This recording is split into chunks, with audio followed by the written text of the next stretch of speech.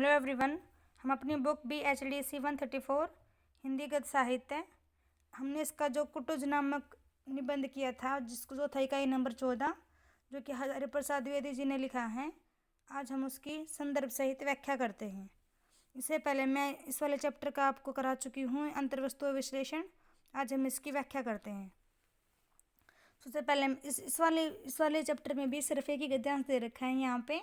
इसके अलावा बुक के लास्ट में बहुत सारे गद्यांश उन्होंने इकट्ठे दे रखे हैं, उनको भी मैं एक बार आपको बता दूंगी, उनको एक बार समझा दूंगी कौन से चैप्टर से लिया गया है। तो आज हम इसको करते हैं। चैप्टर नंबर 14 का ये गद्यांश है। तो मैं सबसे पहले इसको मैं एक बार रीड कर देती हूँ। इन्हीं में एक छोटा सा बहुत ही ठिगना पेड़ है, पत्ते चौड़े भी हैं, बड़े भी हैं।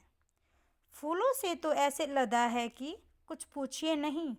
अजीब सी अदा है, मुस्कुराता जान पड़ता है, लगता है पूछ रहा है कि क्या तुम मुझे भी नहीं पहचानते। पहचानता तो हूँ, अवश्य पहचानता हूँ, लगता है बहुत बार देख चुका हूँ। पहचानता हूँ उजाड़ के साथ, तुम्हें अच्छी तरह पहचानता हूँ। मतलब ये हमारा गद्यांश है। अब हम इसका प्रसंग या संदर्भ देख लेते हैं। पता ही है ये वाला जो गद्यांश है कुटुज नामक निबंध से लिया गया है, और इसके जो लेखक कौन है, हजारीप्रसाद द्विवेदी जी हैं।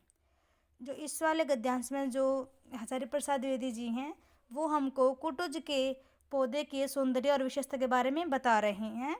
लेखक बता रहे हैं कि शिवालिक की सूखी निरस पहाड़ियों में वहाँ पर एक ऐसे पौधा है जिसको देख के आपको बहुत ज़्यादा आश्चर्य होगा, क्योंकि जिस तरीके से वो वृक्ष पनप रहा है और जैसे वो फल फूल रहा है, उन्हें देखकर आपको बहुत ही आश्चर्य होगा। और उन्हीं बातों का यहाँ पर वो हमको विवरण देते हुए क्या बोलते हैं, जिनको हम अभी देखते हैं। ये हमारी क्या है, व्याख्या है। लेखक शिवालिक की पहाड़ियों में उगे एक छोटे बहुत ठिगने पेड़ का परिचय देते हुए बताते हैं कि इस छोटे से बहुत ही छोटे पेड़ के पत्ते चौड़े हैं और बड़े हैं। मतलब पेड़ तो छोटा है कुटुज का, पर उसके पत्ते चौड़े हैं और बड़े भी हैं।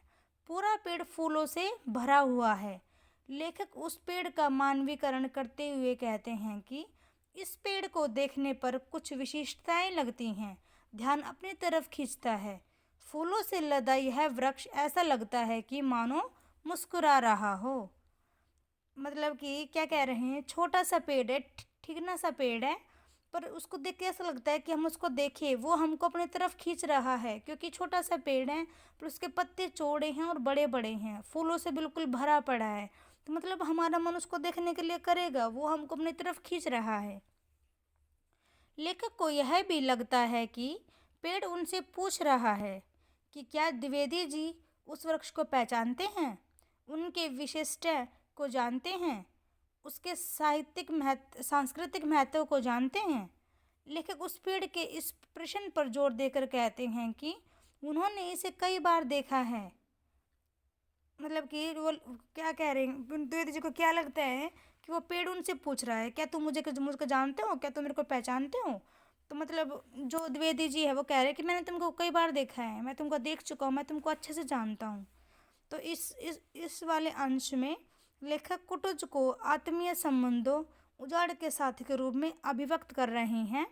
कुटुज का यह परिचय निबंध की आधार भूमि के रूप में है। मतलब यहाँ पे उन्होंने कुटुज का परिचय कराया है, और जिस तरीके से उन्होंने कराया है, आत्मीय संबंध भी दिखाया है, और उनको उजाड़ के साथी के रूप में भी दिखाया है कुटुज नामक वृक्ष को। तो मतलब ये सारी चीज़ें जो उन्होंने इस टाइप से मतलब इसकी जो अभिव्यक्ति दी है, वो इस निबंध की आधार भूमि है। ये थी हमारी व्याख्या। हम देखते हैं हम इसका विशेष। ठिगने शब्द का प्रयोग इस विशेष रूप से किया गया है कि अब वह पेड़ बढ़ेगा नहीं, लेकिन अपनी कद काठी में छोटा होते हुए भी विशिष्ट है और अपने और ध्यान आकर्षित करता है। यहाँ पे विशेषता बता रखी है। इसके अलावा मतलब यहाँ पे भाषा की बात करें तो सरल सहज भाषा यूज़ की गई है, मतलब प्रश्न पूछे गए हैं, जिसमें ज़्यादा विशेष में हम कुछ लिख नहीं पाएंगे, क्योंकि यहाँ पे सिंपल सी बातें यूज़ की गई हैं। तो ये थी हमारी संदर्भ सहित व्याख्या जो मैंने आपको कराई चैप्टर नंबर 14 की। इसके बाद हम चैप्टर नंबर 15 करेंगे, जो कि हमारा लास्ट है इस वाली बुक का। और एट लास्ट मैं आपको जो जितने भी सारे इसमें गद्यांश दे रखे हैं बुक के एंड में, मैं आप सभी को वो भी करा दूंगी, ताकि आपको हेल्प मिल जाए, क्योंकि पेपर में 3 पैसेज आएंगे कम से कम जो हमको करने होंगे। तो मतलब हमको पैसेज और पैसेज में तो हमको मतलब फ्री के मार्क्स मिल जाते हैं, यदि हमको याद हो कि मतलब किसने कौन सी मतलब किस वाले पार्ट से लिया गया है, और मतलब किसके लेखक कौन है, यदि हमको ये पता हो मतलब उसके बाद तो हम खुद से बना के भी उसको लिख सकते हैं। तो मैं आपको ये सब करा दूंगी।